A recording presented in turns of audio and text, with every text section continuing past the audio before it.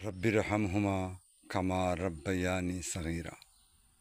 রব্বিরহামহুমা কামা রব্বায়ানি সগীরা। আজ শুক্রবার, পবিত্র জুম্মার দিন।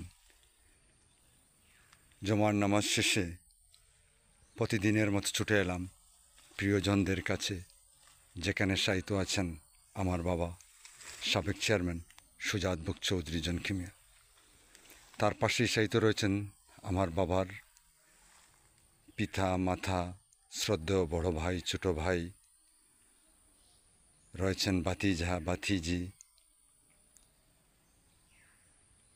এখানে শায়িত গত 300 বৎসরের অধিক সময়ের আপনজনরা চিরনিদ্রায় রয়েছেন।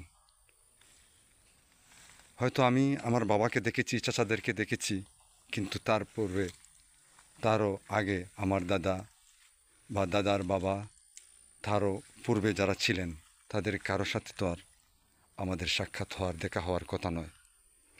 কিন্তু এই যে মানুষগুলো এখানে শায়িত রয়েছেন, যাদের বদৌলতে আমি বা আমরা আজ এই বিশাল বাড়ি, সম্পদ ভোগ করতে পারছি, যাদের জন্য আমরা আজ সম্মানের সাথে এই সমাজে রয়েছি, আমরা তাদেরকে কখনো ভুলে গেলে চলবে না, এবং ভোলা যাওয়াটা সম্ভব নয়।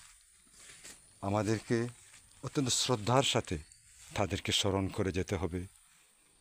তারা আমাদেরকে যে কারণে এই পৃথিবীতে রেখে গেছে, সেই কারণটি তাদেরকে স্মরণ করা, তাদের জন্য কিছু করা, যে কাজ করলে তাদের রূহ বা তাদের আত্মা শান্তি পায়।